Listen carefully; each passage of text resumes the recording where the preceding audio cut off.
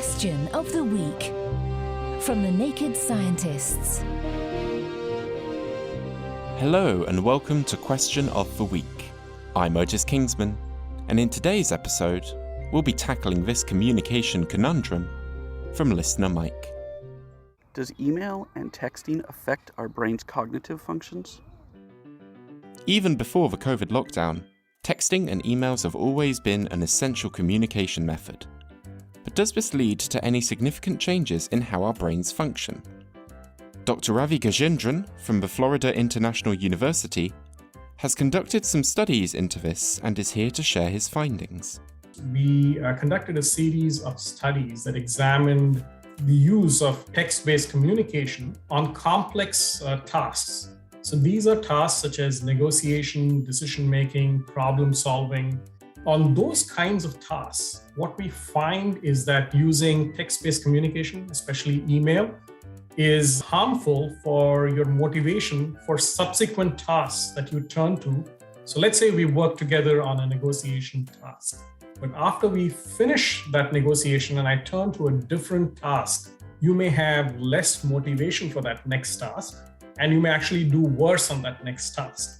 So our cognitive functions may hold up to the initial task, but may be negatively impacted in the process, which will affect our future abilities. Turns out that when you're working on email, relative to, say, working face-to-face or in person over Zoom for the same task, you don't have the other person in front of you, so you don't have access to how they're reacting to your communications.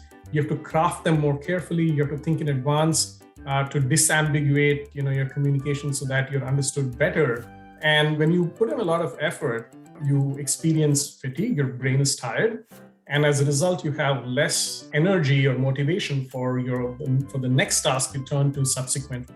It's not that you should never use email for negotiation, but it's just that there is a hidden cost that we pay when we use email for these complex tasks involving the creation of shared understanding.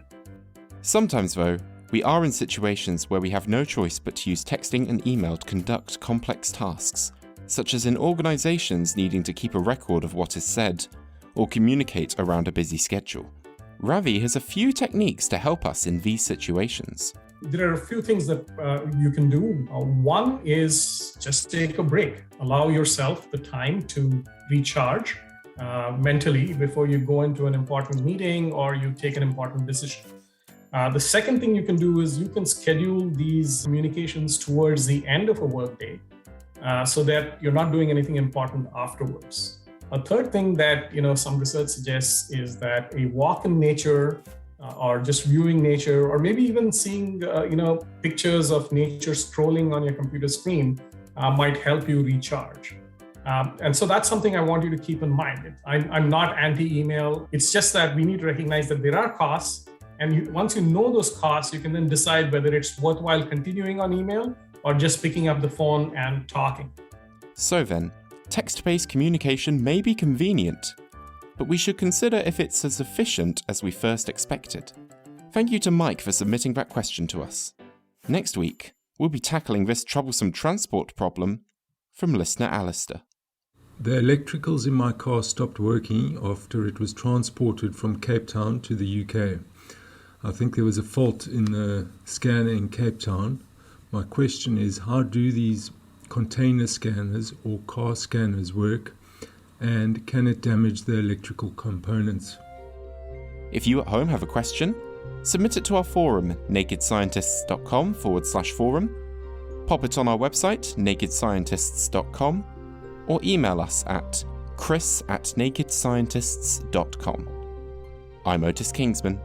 Thank you for listening, and I'll see you next time. Question of the Week is part of the Naked Scientists podcast and supported by the Wellcome Trust and UK Fast. Look us up online at nakedscientists.com.